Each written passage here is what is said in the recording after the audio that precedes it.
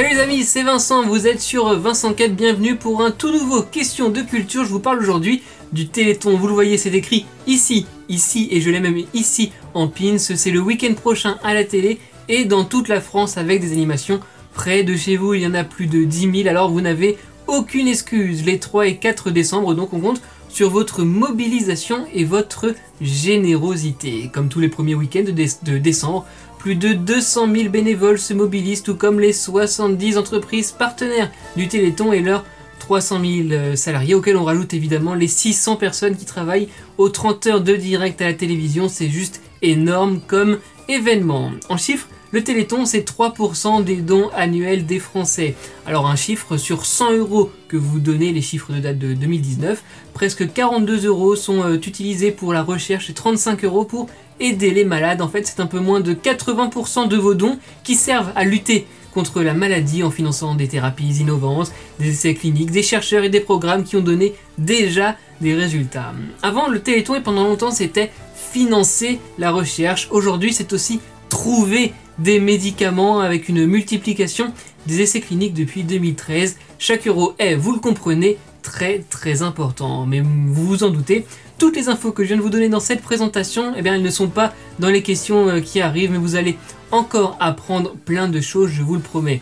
N'oubliez pas que vous pouvez liker et partager cette vidéo et vous abonner à la chaîne sans oublier, juste ici, la petite cloche pour ne rien manquer. Si vous êtes prêts, je le suis aussi. Place alors à la première question. En quelle année a eu lieu le premier Téléthon? 1980, 1983, 1987, 1992.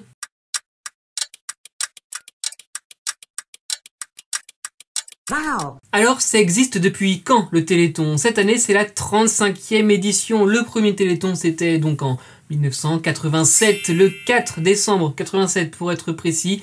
Il y avait eu 28 heures de direct non-stop, avec notamment, et oui, il était déjà là, Michel Drucker, et le parrain de cette première édition, Jerry Lewis, et on reparle de lui dans quelques instants, restez avec nous. Quel groupe audiovisuel diffuse le Téléthon depuis sa création? Le groupe TF1, France Télévisions, le groupe M6, le groupe Canal+.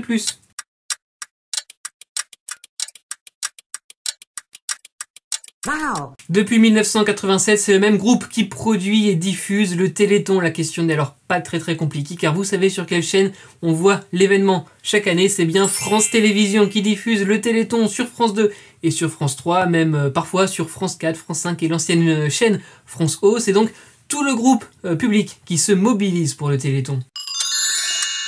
Dans quel pays l'idée du Téléthon vient-elle? Les États-Unis, l'Australie, la Nouvelle-Zélande, le Royaume-Uni?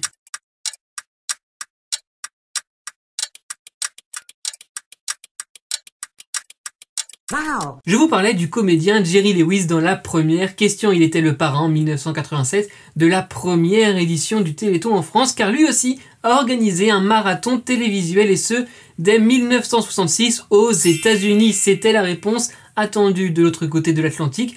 Il y a eu en fait plein de petits télétons locaux dans les années 50, et Jerry Lewis a eu la formidable idée de faire de ce concept un programme national diffusé le jour de la fête du travail, le premier lundi de septembre. Le but, à rassembler des fonds pour le traitement de la dystrophie musculaire. Ce téléthon a été diffusé jusqu'en 2014.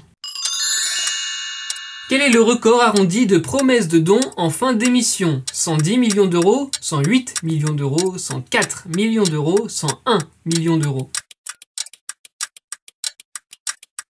Wow. Il est central dans le Téléthon. Le conteur, animateur, famille, chanteur, parrain, tous le scrutent régulièrement avec un espoir qu'il augmente toujours plus, car plus d'argent veut dire plus de programmes financés. Un objectif chaque année, faire aussi bien que l'année précédente pour ne pas avoir à arrêter de financer un projet au détriment d'un autre. C'est en 2006 que les promesses de dons ont été les plus grandes en fin d'émission, avec 101 472 581 € et 5 millions d'euros de plus avaient été donnés par les Français en plus de leurs promesses. Allez, un chiffre depuis le début du Téléthon: 2 611 79 149 € ont été récoltés, c'est juste incroyable. Laquelle de ces personnalités n'a jamais été le parrain du Téléthon? Anne Roumanoff, Michel Bernier, Patrick Sébastien, Franck Dubosc.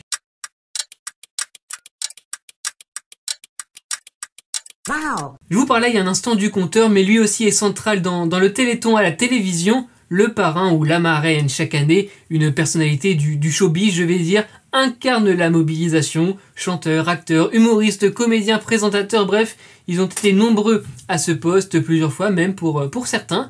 Parmi les 4 propositions de la question, seul Michel Bernier n'a pas été marraine du Téléthon. Patrick Sébastien, c'était en 2000, Anne Roumanoff en 2010 et Franck Dubosc en 2012. Cette année, c'est le chanteur soprano qui est le parrain du Téléthon.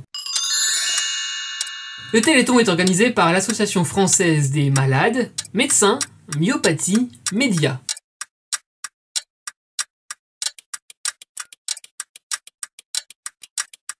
Wow. Vous l'aurez compris, c'est l'AFM, mais je l'avoue, j'ai dû changer un petit peu le nom de l'association pour la question. Le vrai nom de l'AFM, c'est l'Association française contre les myopathies. D'ailleurs, l'asso s'appelle maintenant l'AFM Téléthon. Alors, c'est quoi une myopathie? C'est une maladie qui touche les muscles. Il existe des sous-catégories dans ces myopathies, et pour cause, il en existe énormément. Pour la plupart, elles sont d'origine génétique. L'AFM, elle, est une association de malades qui comprend aussi des chercheurs. Pour le chiffre, il existe en France environ 15 000 associations de malades, dont environ un tiers pour les maladies rares. On en reparle dans quelques instants.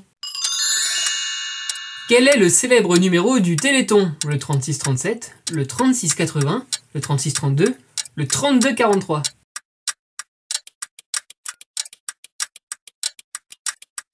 Wow. C'est plus qu'un symbole, c'est vraiment le chiffre du Téléthon. Le numéro de téléphone gratuit à 4 chiffres, c'est évidemment le 36-37. Alors, si les autres numéros que vous voyez juste ici vous disent quelque chose, eh bien ce n'est pas pour rien. En fait, ce sont les numéros qu'on appelle audiotel et que vous pouvez appeler quand vous jouez aux questions pour les téléspectateurs à la télévision. Vous savez, les jeux, on a 5 minutes pour répondre à une question évidente et pour gagner après un tirage au sort 3 000 € par mois pendant un an, ce n'est qu'un exemple. Sur TF1, ce numéro, c'est le 36-80. Sur France 2, c'est le 36-32. Et sur France 3, c'est le 32-43.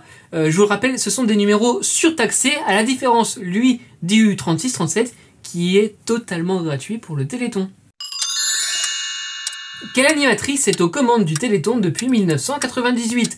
Laurence Boccolini, Faustine Bollard, Daphné Burki, Sophie Davant. Wow. Je vous le disais dans la deuxième question, c'est vraiment tout le groupe France Télévisions qui se mobilise pour le Téléthon et notamment les animateurs du groupe. Parmi eux, Sophie Davant, elle n'a raté depuis 1998, je n'étais pas né, aucune édition du Téléthon. Elle partage les grands rendez-vous avec Nagui depuis 2004, mais aussi le vendredi soir avec Cyril Ferraud, c'est depuis 2017. Et tout cela, c'est sans compter les très nombreux animateurs, présentateurs et journalistes de France Télé qui se mobilisent eux aussi pour faire vivre ces 30 heures d'émission. Pour quelle maladie une avancée spectaculaire a eu lieu en 2019? La myopathie de Duchenne, la myotrophie spinale, la maladie de Charcot et la sclérose en plaques. Wow. C'est une révolution. Je le disais au début, les chercheurs trouvent désormais des traitements contre les maladies. En 2019, c'était pour l'amyotrophie spinale, une dégénérescence des cellules nerveuses qui se traduit par une faiblesse des muscles. Tout cela est dû à des anomalies de l'ADN. Et donc en 2019, un premier médicament de thérapie génique intégrant des technologies issues de recherches pionnières en partie financées par vos dons par le Téléthon, a obtenu une autorisation de mise sur le marché aux États-Unis. Le traitement est donc en vente. Alors très rapidement, la thérapie génique, c'est en gros donner du matériel génétique dans des cellules pour soigner une maladie.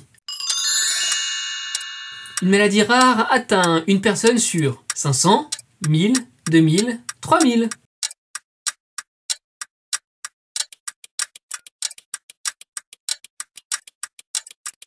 Au Téléthon, on parle des maladies rares. En France, plus de 3 millions de personnes sont concernées, ce qui n'est donc pas si rare que cela finalement.